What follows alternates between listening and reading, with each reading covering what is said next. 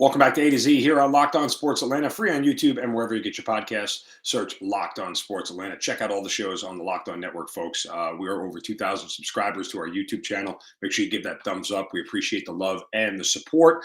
And certainly all the shows here on the Locked On Atlanta, Locked On Sports Atlanta Network are fantastic. And we're building something here. We got a lot of momentum. We appreciate you guys staying along with us. This segment A to Z brought to you by our friends at Arcade One Up. And we have to get to more of this Freddie Freeman saga because we spent some time on it yesterday. And then after the show, we get interesting news. And again, let me kind of just set the table here for a moment because, I still felt leading up through yesterday and yesterday's show that Freddie Freeman was being over emotional. He was being a little bit kind of like a somebody who had gone through a bad breakup and was in all the feels again, as the kids say, and having all these feelings after coming to Atlanta. And I think that's understandable. But when you get away from it a little bit more, if the Dodgers win the World Series, a lot of things will change. And I think Freddie Freeman will look back on it in 2 years, 3 years, whatever it may be, and say, I made the right decision at the right time. And there is one thing that popped up yesterday that sort of changed the game a little bit for me. And that was when Doug Gottlieb, who is a Fox Sports Radio host, national host, you guys know who Doug Gottlieb is, tweeted out that Casey Close never told Freddie Freeman about the Braves offer. This is why Freeman fired him. He found out in Atlanta this weekend. It isn't rare to have happen in MLB, but it happened. Close knew Freddie would have taken the ATL deal. Now, that is game-changing information because, as we said yesterday, when the breakup between Freddie and the Braves happened, it felt like it was at least mutual that Freddie ultimately had a decision to make. Freddie didn't make a decision because, remember, the agent doesn't work for the player doesn't work for the agent. The agent works for the player. And so understanding that Freddie had all the information available to him made a choice for one team over another, for one offer over another, for whatever the reasons are, doesn't matter. But this piece of information from Doug Gottlieb, well, it leaves out a big deal because it's no longer, again, like a simple breakup. It's almost like somebody else interjected and lied, or somebody else got in the way, and that caused the breakup. And that's a little bit different. I think that changes things. Freddie didn't have all the information at the time. Freddie didn't have all the facts to be able to make a sound factual decision or logical decision based on everything that he knew. Then late last night, we get this whole statement from Excel Sports, which is the agency that Casey Close works for, and they say, quote, Doug Gottlieb tweeted a wholly inaccurate characterization of our negotiations with the Atlanta Braves. On behalf of Freddie Freeman, we are immediately evaluating all legal options to address the reckless publication of inaccurate information. And so now we're sitting here going, I have no idea what to believe anymore. I'm just confused. This is like a really bad saga when it all comes down to it, that it looks like when it's all said and done, everybody shares some measure of blame here, right? Like everybody shares some measure of blame. And I think it's important to understand why and how. And Ken Rosenthal of The Athletic did a great job at this in understanding it, and I agree wholeheartedly. But the Braves clearly didn't pursue him hard enough. If they wanted him that badly, they could have made it very, very easy. This is a company that in Liberty Media that is $1 billion company. Billions. They own billions and billions and billions of dollars. The idea that they are on a budget, on a payroll for a player like Freddie Freeman is kind of laughably ridiculous. I mean, it just is. Like there is no reason here that the Braves should have been on any sort of budget for a player of Freddie Freeman's stature. And I'm trying to just get the number here just so we're all in. Oh, yeah. Let's see. What was the number that they made last year? Give me a second here. I'll find it. I can't find it. Anyway, but Liberty Media. Oh, here it is. $568 million is what the Braves reported in total revenue for 2021. Like that line item on their budget, $568 million. And you're telling me that the Braves are going to haggle over an extra year and 20 million. Come on. Like you just didn't want it that badly. So the Braves certainly, certainly have their measure of blame in this. So does Excel. If there was any sort of, in Casey Close, if there was any sort of misleading, if there was anything other than the agent going, look, here's the offer we got from the Dodgers. This is the offer we got from the Braves. It's okay for the agent to go, I want to take this one. This one's worth more money. This one has more years. This one gives us more security, because and I have an agent. So I understand this. There is an us component to this. We're in this together. I get it. I work for you. My agent works for me, but there is a certain amount of, I need to listen to you because you're the expert and you know the ins and outs of this and you understand this and why it's important. And so there is sort of this weird parasitic relationship. I need you, you need me kind of deal.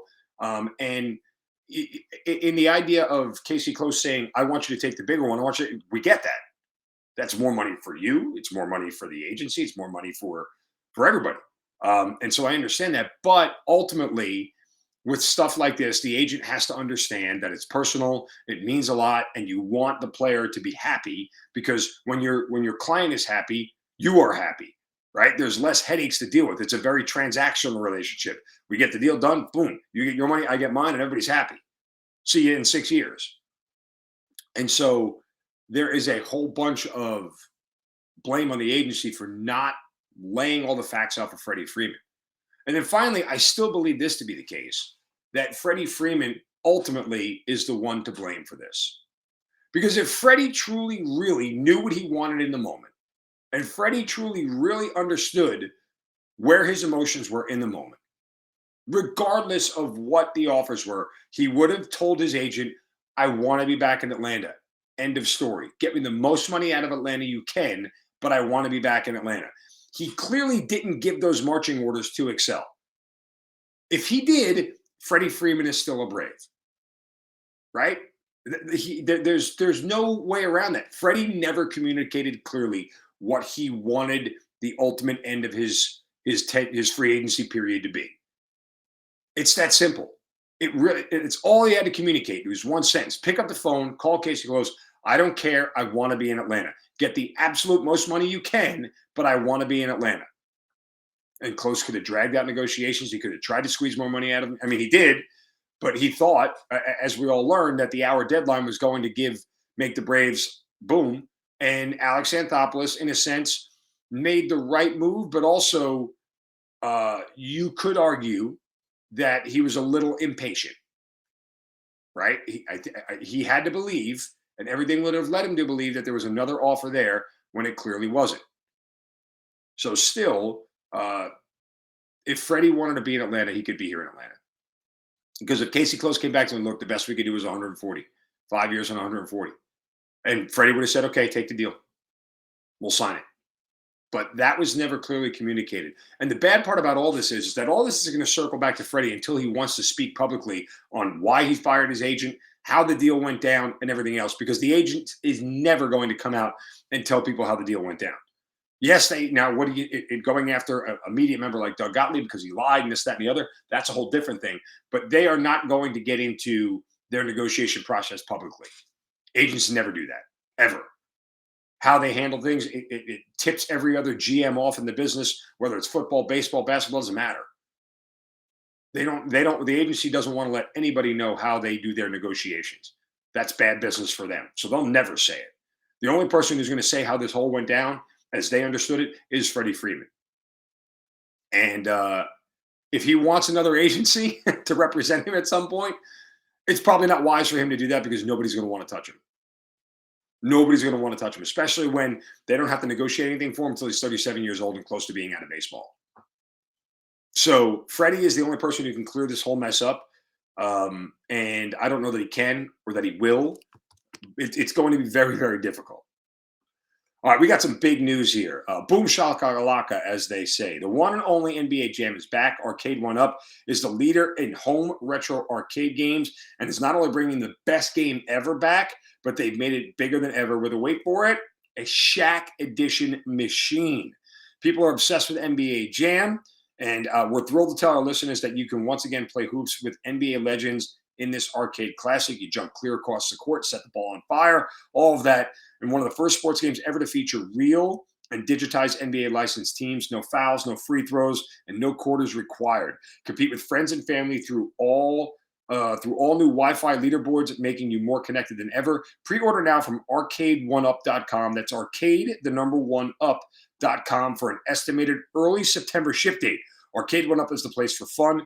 They've got even more classics like Golden Tee, my favorite game, Mortal Kombat, and many others starting at just $3.99. Check this out. They're giving away an NBA Jam Shack edition to a Locked On listener.